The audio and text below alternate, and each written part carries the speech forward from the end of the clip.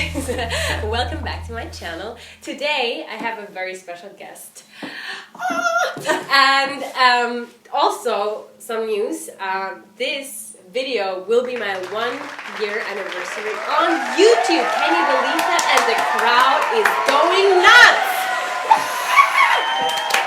And in honor, you wore pink hair. Yes, in honor for this, I no.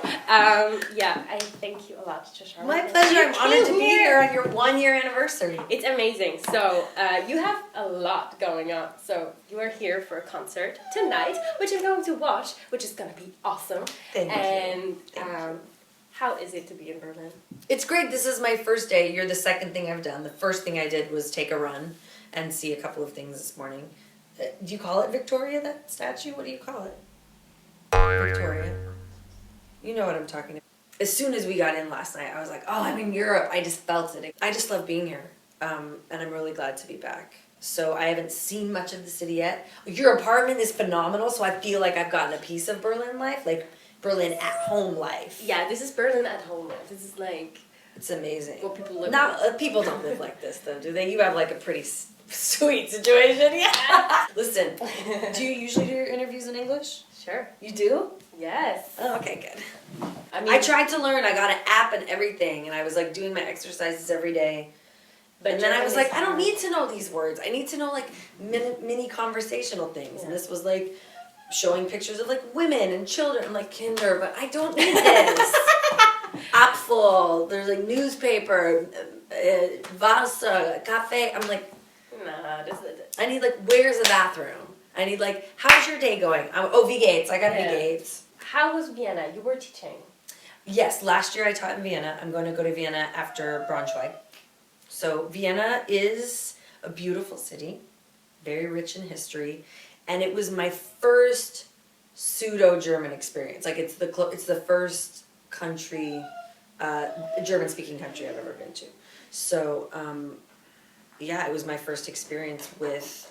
For me, what I'm a Jewish American, so a lot of what I know about Eastern Europe is World War II related, right? So for me, it was as close as I'd ever been to that sort of a thing.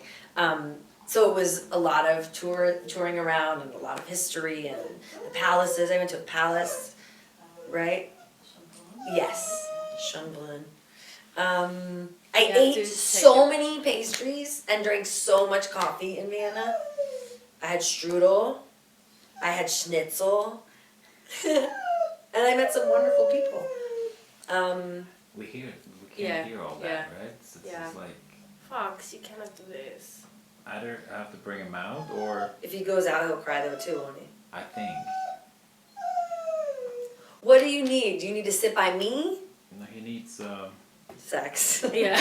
Exactly. That's what he needs. This is not going away soon. Neither of us can give you that. No, it's not happening. Today is not no the day. option, buddy. Can I have him for a second? He's a singer. Uh-oh. I don't want to see you get in Come here. trouble. Come here. Sit. Sit. Oh. No, shut up. It's gonna be like... He probably won't whine next to his dad. Oh, he won't. And he's like, yeah, I don't want to have sex with that. I'm cool. I'm chill now.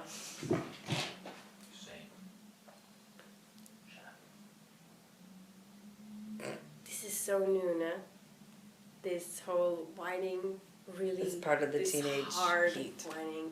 But anyway, that was Vienna. Vienna. So, do you know about the Pflastersteine? The golden ones? Mm-mm. You don't know? Mm-mm. What? Like every old building, you will recognize it as soon as you go out. There are like in every building down there will be like some golden platten, Pflastersteine, where there's written names on it, and That's the end of it. So you were in Vienna, and we were talking about your all of the coffees and pastries. All the coffees and pastries. How were the people you were working with?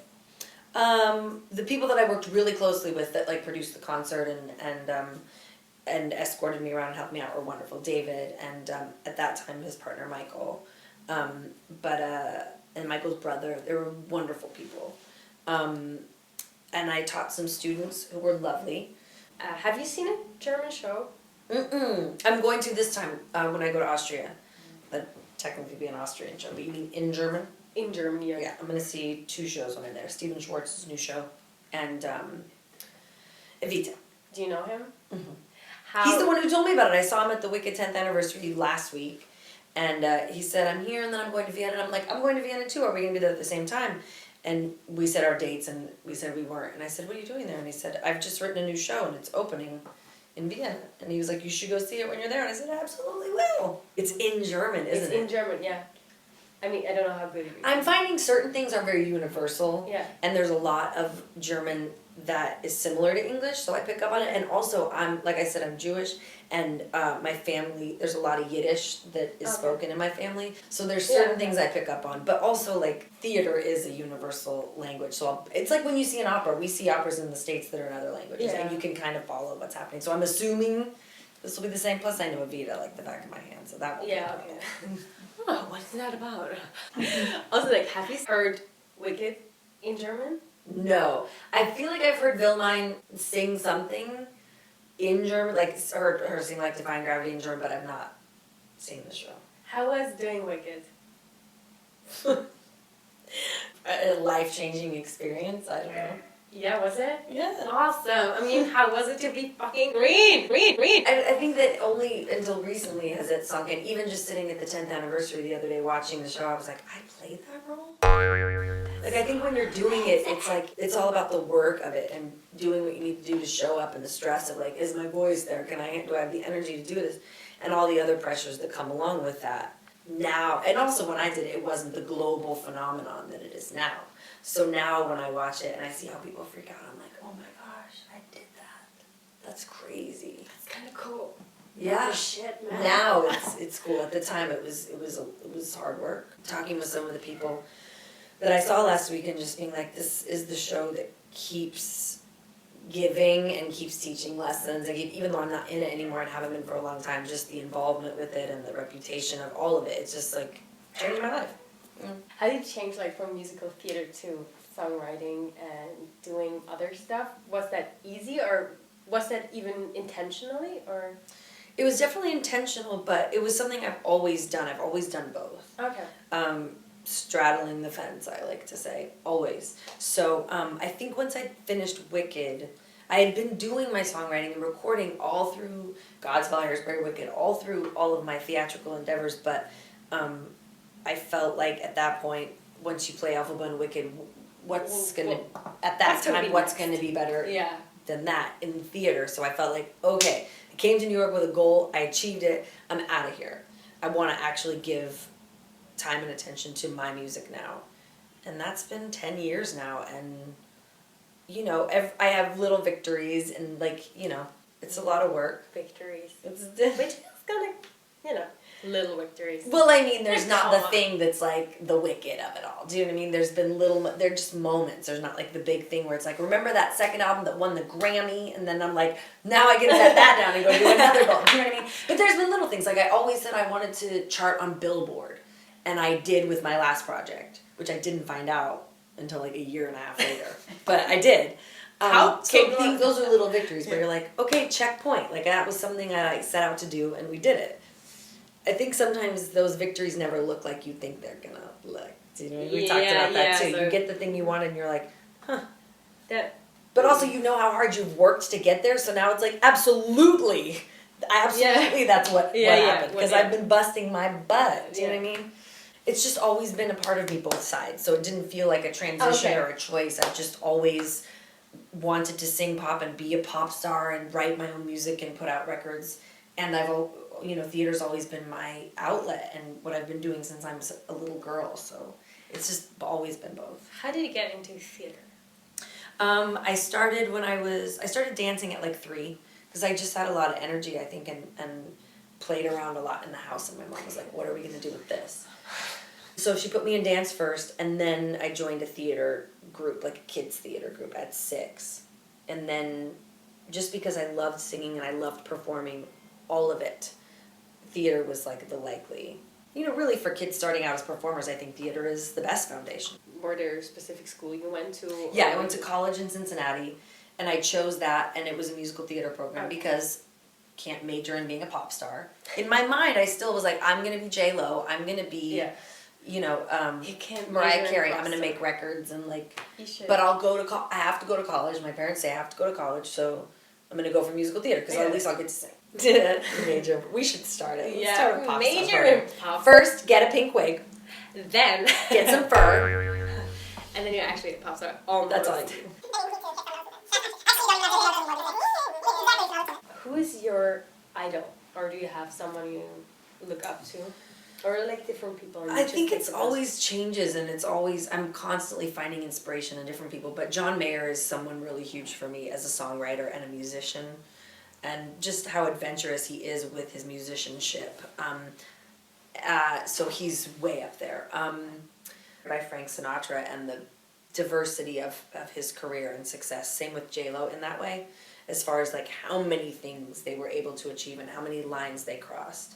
Who isn't inspired by Beyonce? Adele is hugely inspirational to me, more so recently because I saw her live, and I was so surprised by how generous she is with like who she is, you know, how fun and honest. And How was it to work with J-Lo? mm, I need to know. it was that. really cool, gratefully, because I've worked with a lot of people that I looked up to, and sometimes it's heartbreaking because they aren't who you have thought that who you've held them to be. And J-Lo was, like, all the reasons that I've loved her all those years, like being a hard worker, being like an alpha female in charge, knowing what she wants, knowing her business, knowing her work. All of those things were what I witnessed when I got to work with her. So that was great. I was not disappointed at all. She was all of those things. And it was just kind of crazy to be around her. Oh my God. Sitting this close to someone you've been like cutting out magazine clippings of since you were in college. So, and be in her home. I was in her house, which is crazy. But more than anything, I left there being like, I met J-Lo, I worked with J-Lo, and she was everything that I imagined she would be. How do you use social media? Oh my God, like a whore. Like a whore. To connect and be connected. Getting, when people want to contact me about gigs or shows or teaching, obviously there are a million ways to get a hold of me. I'm always surprised when people like direct message on Instagram, when I'm like, there's a contact on my website, or when people Facebook message, but it goes to the filtered messages. I'm like, why would you Facebook message me? We're not Facebook friends. Yeah, I mean, it's weird. Like, there's a website with a contact. But all that to say, I'm grateful for it because, yes, I've connected with people I never would have because of social media. YouTube as well, which when I first started out in the business, there wasn't that. YouTube kind of exploded when I was in Wicked. So I do credit YouTube with my entire career because having done Wicked in one city, New York, for a year, and the whole world, I've been able to travel the world because of that. And it's not because they saw the show in New York, it's because of YouTube. So I credit social media with the functioning of my business, really. It's how I let people know I'm coming places, Instagram, Twitter, Snapchat, it's how I share myself with people so they, I'm learning that people just want to feel like they know you or are connected to what you're doing, and I think it's fantastic. It's how I met you. Yes! You were doing your social media yourself? Mm-hmm. And that's a huge thing. I think a lot of people don't do it. I'm far too controlling. Yeah. I'll never let anybody else do it. Be like, oh. Yeah, no. Don't tell me what to post and say. No. So do you have like a favorite moment backstage? I did Funny Girl in Boston this past summer, and was a very big deal for me because it's a role I've wanted to play my entire life, and I finally got to play it. And the cast was so lovely, and we all just got along so well and had such a great time together. And after the first preview, I took my final bow. I was on a lift, the lift lowers. I walked up the stairs to the dressing room, and I came around the corner, and the entire cast was standing there clapping. And I was like, it was just so generous. And they did it again on closing night. But it was just so generous, and it's like they knew what a big deal it was to me, and they were so supportive. So that was a beautiful moment. There's so much crap happens off stage and backstage, get my team from Wicked, like the hair, makeup, and dresser, like the four of us, and the sort of bond that is created there that you have every day at 7:30, half hour. Hairspray, 1, 2, 3, 4 of those ladies I shared a dressing room with, of the 8 of us, became my very best friends in the world. So many funny memories. So it's a whole other show going on backstage. Yeah, and that's so amazing. I mean, that feeling of like this bunch of weirdos all together. Yeah. Creating something amazing in front of people who are actually paying for it. Yes, we are lucky to be able it's to crazy. be assholes in costume for for sure. Is there something you want to tell young people who are starting off in that business? We'll be like, I'm not sure if I want to do it. If you're not sure, don't do it. That's the first thing. And I remember someone said that to me multiple times. In a master class, someone said it in high school and then in college again. And I remember thinking, like, what kind of a thing is that to say to kids who are like, that's not inspiring, that's negative and discouraging, but it is so real. Ultimately, whatever you choose or don't choose, you're going to end up where you're supposed to be anyway. So if you are like, maybe I'll do this, and you kind of give it a try, it's going to eventually weed you out, or you're going to get tired or frustrated. But I say that only because if there's something else you want to do, go do that, because this will take every bit of confidence, every bit of resilience, every bit of endurance, every bit of being your own best friend and own champion, every bit of education and energy and self-care. And I mean, it takes everything to be really successful or even mildly successful in this profession. And you have to be a really strong person, and know who you are, and know that, and want to do it for more than just, I don't know, certainly not for the pay all the time, and certainly not for like, I just want to be a star, and certainly not for like, it has to be because you love what you do and can't imagine doing anything else. It's been a very frustrating road at times, but there's nothing else I would do, so that's why I keep going, so, and I love it in its best moments. Yeah, I love it all the time, even with the shit moments, but, so that's the first bit of advice. And then beyond that is the hustle of it, like creating your own opportunities, which is way easier to do now than it was when I first started out, because you can do a YouTube channel, and you can write your own material, and you can make records and put them up. You don't have to print albums, you can just put it up on iTunes, Things are a lot more inexpensive to do now than they were back then. And getting in touch with people is easier. You used to have to like either show up at their office or send them a mailing in the post. Now you can email people and send them your stuff digitally. So things are a lot easier to do. But I always recommend that creating your own opportunities, not just showing up at auditions and waiting to be cast. Creating a buzz about yourself.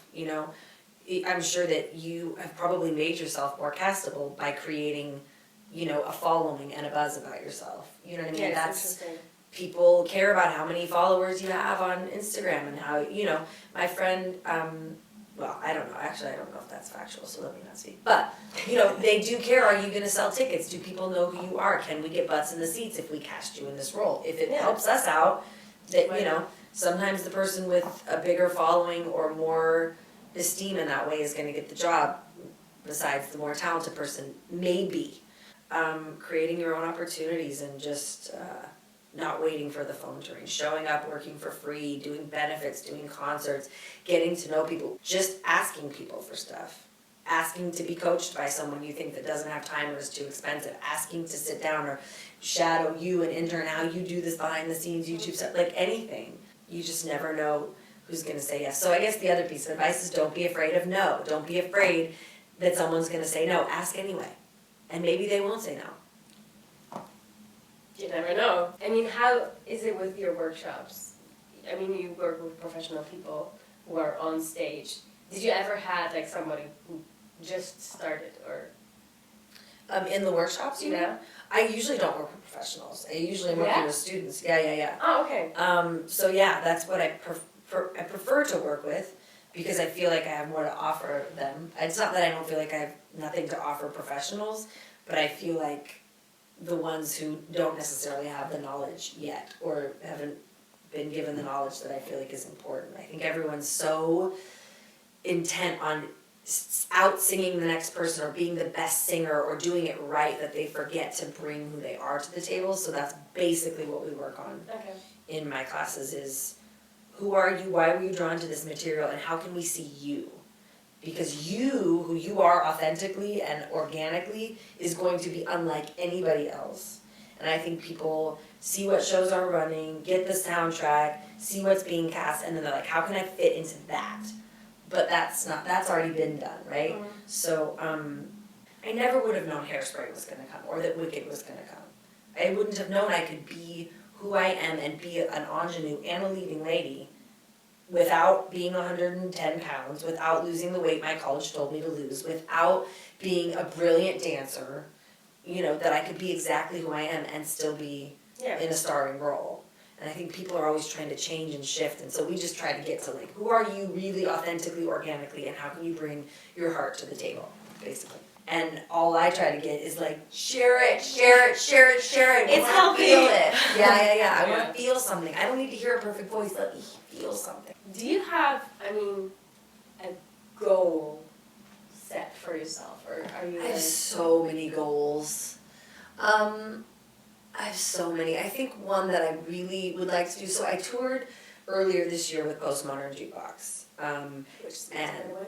With what? Which is amazing. Oh, by the way. It was really, really fun, and I did it because I'm like, I want to see Europe. So yeah. that was my first time to Germany. Was with them and stuff.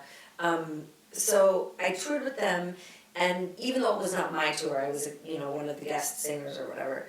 It was like, this is what I've always wanted, to be on a tour bus, to be playing these types of venues, like the types of venues they played. So then the perfect situation would be that with my band and my music and my opening for somebody or headlining in those smaller venues.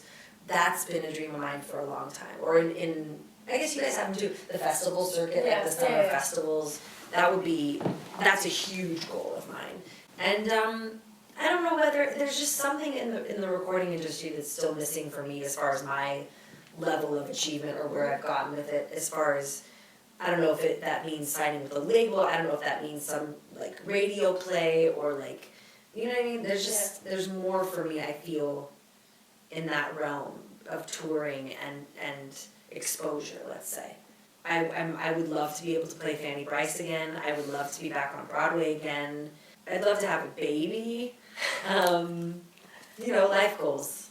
And someday, really, what I'm hoping to be able to do is achieve enough on my own, both financially and professionally, like in stature, that I can then have a label that produces other artists. Because what I want to be able to do and walk through with artists in like honing them and creating them and grooming them to be solo artists, I don't feel like labels are doing anymore. I grew up in a generation where they used to do that, and they don't really do that anymore. And now it's a whole different beast, and I feel like I've felt and found my way through that as an independent artist, that I would love to groom other artists for their careers. And So if somebody's out there who has a lot of money, I'll take it. We take it and we would start a program. Yeah. Okay, good. 100%. So somebody out there with a lot of money, I'll take it. Feel free to contact. You have I have a lot of ideas of what I could do with your So if somebody would be like, okay, we're like a group of people who would like you to teach us. So absolutely. they totally could. Yeah. So if you're a group of people, you feel free to contact. Everything will be listed down below. My fancy artwork. So how do you prepare for tonight? Do you prepare? We're going to do a sound check. First I'm going to draw up a set list at some point, and I think a lot of the songs that I will choose from, we started to play with in London, and so we know what's like working and what we enjoy doing and what the audience enjoys, so it'll be easier to draw up a set list for tonight. But I do know that this venue is like a proper, a little bit legendary jazz and blues venue, so I'll probably be doing a lot of my own stuff. Okay, nice. And then a couple theater tunes, because I think a lot of the audience will be theater people. Okay. So, and if you want to see Shoshana, you should know where she will be. By just going to my Instagram or my website. All of the dates are on there. Braunschweig, coming to you. Vienna, coming to you. Innsbruck, coming to you. And Hamburg, coming to you. That's amazing. All within the next 2 weeks, so. bam, you got the dates, you got the locations, and I just want to say thank you that you've been here on my chair, and this has been so great, and I cannot wait to see you tonight. It's going to be legendary. And Oh God, the pressure. No pressure. All of the pressure. And thank you so much. And if you like this video, go to our website, like it, share it with your friends, because you're a true artist at heart, and I admire you for what you're doing. Thank you. I admire you for what you're doing too. This is a self-starter. This is to do-it-yourselfer. Yeah. Oh, come on. So, thank you, and subscribe to the channel, and see ya. Bye. Guten Tag. Guten Tag.